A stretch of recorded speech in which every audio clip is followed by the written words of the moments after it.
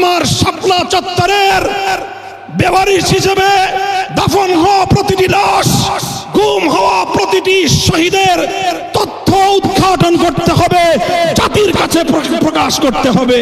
সেই সকল রক্তরাঙা শাপলার বীর শহীদদের স্মৃতি বিজড়িত ইমানের দুর্দমনীয় কাফেলা, শাপলা চত্বরের শহীদি কাফেলা হেফাজতে ইসলাম বাংলাদেশকে আমি আজ বাংলাদেশের স্বাধীনতার অতন্দ্র প্রহরী হিসেবে ঘোষণা করতে চাই। আমরা বলতে চাই, বাংলাদেশের ইসলাম এবং স্বাধীনতা এক সূত্রে গাঁথা। বাংলাদেশের ইসলাম এবং স্বাধীনতা এক সূত্রে গাঁথা। যারা বাংলাদেশে ইসলামের উপর আঘাত করে তারাই স্বাধীনতার দুশ্মন, তারাই স্বাধীনতার শত্রু।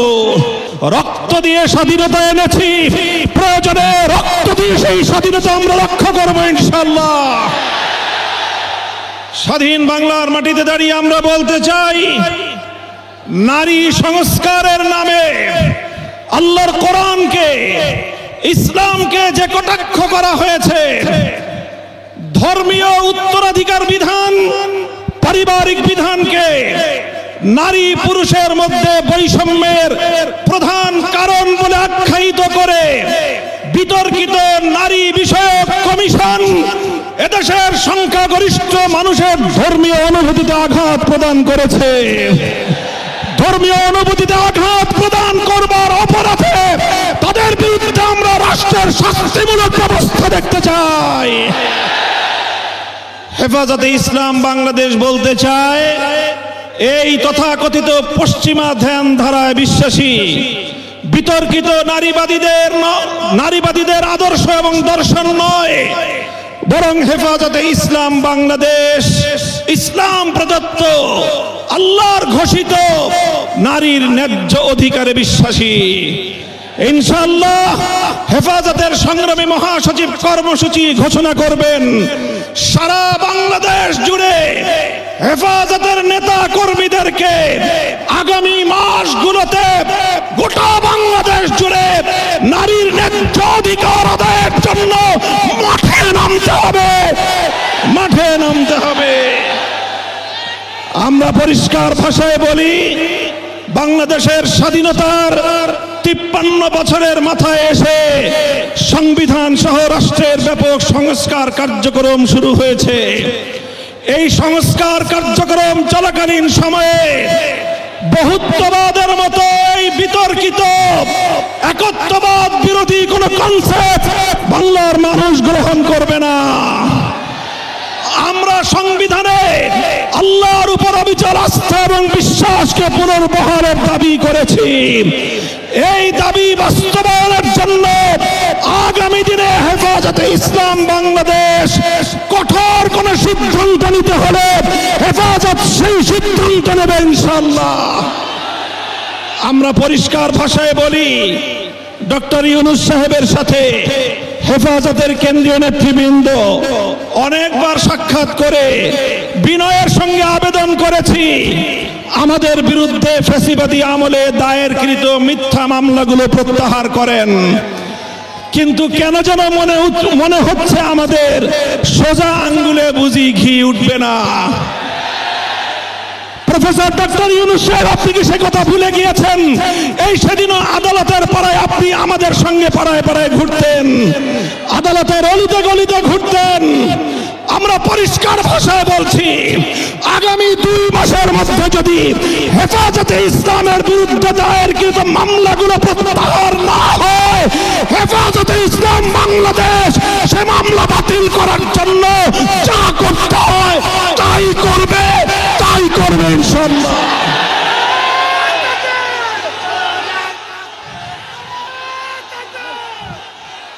আমরা পরিষ্কার ভাষায় বলছি, জঙ্গি নাটকের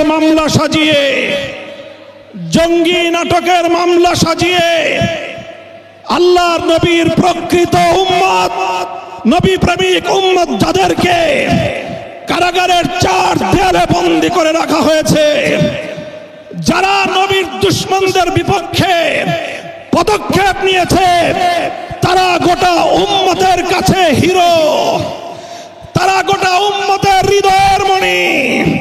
চোখের মনি হৃদয়ের প্রশান্তি সেই সকল কারাবন্দী মজলুম নবী প্রেমিকদেরকে অবিলম্বে মুক্তি প্রদান করতে হবে। আমরা বলছি, আমরা ফিলিস্তিন ইস্যুতে গাজাবাসীর পক্ষে, জায়নবাদী ইসরায়েলের আগ্রাসন এবং গণহত্যার বিরুদ্ধে গোটা বিশ্ববাসীর সঙ্গে আমরা সহমত। বাংলাদেশের মাননীয় সরকার প্রধান উপদেষ্টাকে আমরা বলি, আপনি আন্তর্জাতিক ব্যক্তিত্ব, বিশ্ব অঙ্গনে আপনি গাজাবাসীর পক্ষে ভূমিকা পালন করুন। সারা দুনিয়ার মানুষ গাজাবাসীর পক্ষে দাঁড়িয়েছে। সুদূর এই সবুজ বাংলার চত্বর থেকে আমরা সংহতি জানিয়েছি, কিন্তু আমাদের আরো বড় দায়িত্ব এবং কর্তব্য দাঁড়িয়েছে আজ আমাদের প্রতিবেশী রাষ্ট্র ভারতের মুসলমানদের পক্ষে আওয়াজ উচ্চারণ করা, তাদের পাশে দাঁড়ানো। মুসলমানদের নিপীড়িত জনপদ, রক্তস্নাত ভূস্বর্গ কাশ্মীরকে আজ গুজরাটের কসাই একটি নরকে পরিণত করেছে। বিতর্কিত ওয়াকফ আইন সংশোধনী বিল 2025 পাশ করে শত শত বছর ধরে মুসলমানদের ব্যক্তিগত এবং তাদের যে প্রপার্টিগুলো আল্লাহর নামে ওয়াকফ করা হয়েছে, মসজিদ, মাদ্রাসা, কবরস্থান সহ ধর্মীয় কাজের জন্য, সেই ওয়াকফ সম্পত্তিতে সেই ভারতের হিন্দুত্ববাদী সরকার নখ বসাতে চায়, আঙুল বসাতে চায়। সে আঙুল আমরা ভেঙে গুড়িয়ে দেব ইনশাআল্লাহ। আজ হেফাজতের এই গণসমুদ্র থেকে আমি ভারতের নিপীড়িত, নির্যাতিত মুসলিম মুসলমানদেরকে আহ্বান জানিয়ে তাদেরকে আমরা আশ্বস্ত করতে চাই, ভারত জুড়ে তোমরা নরেন্দ্র মোদীর বিরুদ্ধে আন্দোলন গড়ে তোলো। তোমরা সকল নিপীড়ন বন্ধ করার জন্য মাঠে নেমে আসো। সীমান্তের এপার থেকে বাংলার 18 কোটি মানুষ তোমাদের সঙ্গে সংহতি জানাবে ইনশাআল্লাহ। সংগ্রামী সাথী ও বন্ধুগণ, প্রফেসর ডক্টর ইউনূস সাহেব এবং অন্তর্বর্তীকালীন সরকারকে আমরা একটা বার্তা দিয়ে দিতে চাই। মনে রাখবেন, 71 সালে এদেশের মুক্তিযোদ্ধারা বলেছিল, আমরা পিন্ডির গোলামীর জিঞ্জির ছিন্ন করেছি, দিল্লির গোলামি করবার জন্য নয়। আজ 2024-এর জুলাইয়ের স্বাধীনতা সংগ্রামের পর আমি বলতে চাই, আমরা দিল্লির দাসত্বের শৃঙ্খল থেকে মুক্ত হয়েছি, নিউ ইয়র্কের গোলামি করবার জন্য নয়। যদি বাংলাদেশকে ওয়াশিংটনের দাস পরিণত করবার কোনো পায়তারা করা হয়, আর যদি হিউম্যানিটারিয়ান করিডোরের নামে আমার বাংলাদেশের বুকের উপর দিয়ে যদি বাংলাদেশের সার্বভৌমত্ব, স্বাধীনতা হরণ করবার জন্য আমার স্বাধীন জনপদের 1 ইঞ্চি মাটি কেড়ে নেওয়ার জন্য যদি এই অপতৎপরতা চালানো হয়, চলমান এই অপতৎপরতা যদি বন্ধ না করা হয়, তবে আমি সারা দেশের দেশপ্রেমিক জনতাকে উদাত্ত আহ্বান জানাবো, যুদ্ধের প্রস্তুতি নাও, দেশের জন্য যুদ্ধের প্রস্তুতি নাও।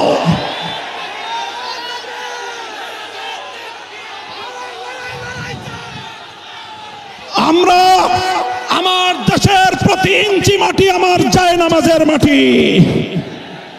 আবার বলছি, আমার স্বাধীন বাংলার প্রতি ইঞ্চি মাটি আমার পবিত্র জায়নামাজের মাটি।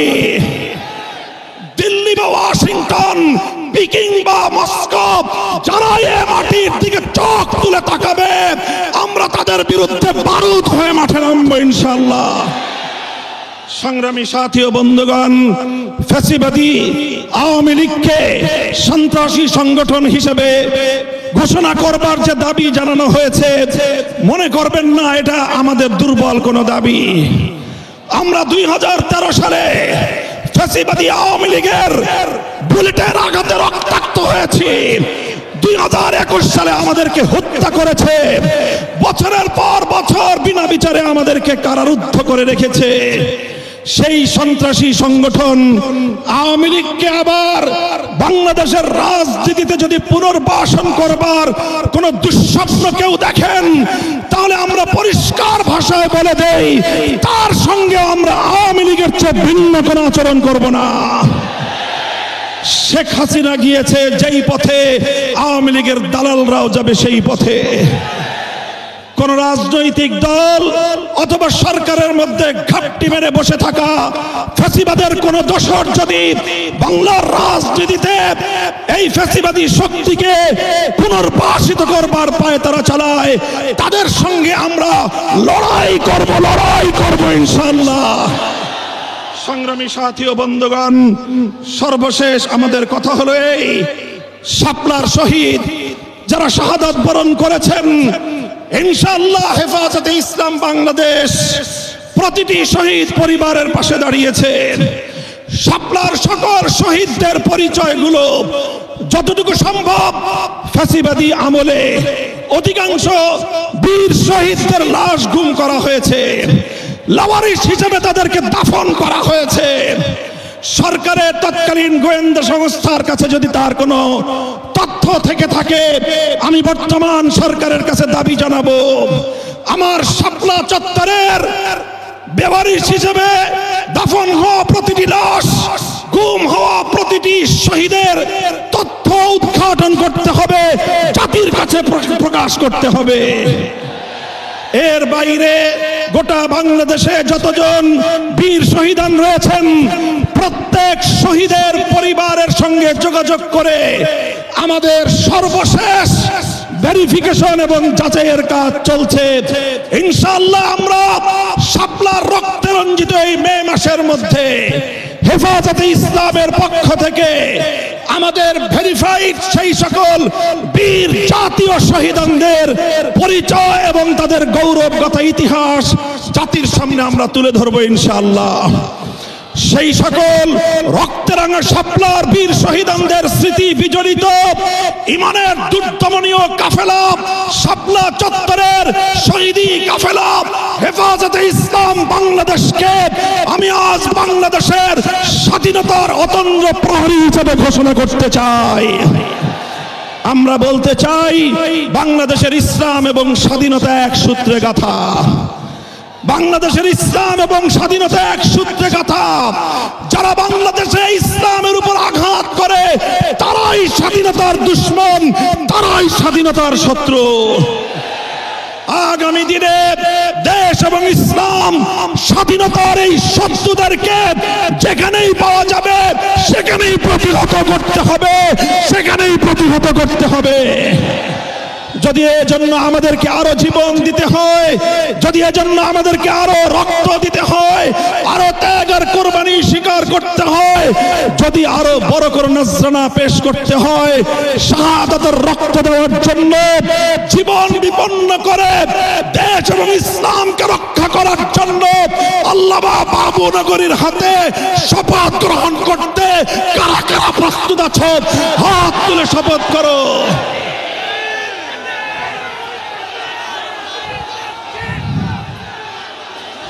ইনশাআল্লাহ, ইনশাআল্লাহ আমার জায়নামাজের মাটি, বাংলাদেশের প্রতি ইঞ্চি মাটি সংরক্ষিত থাকবে।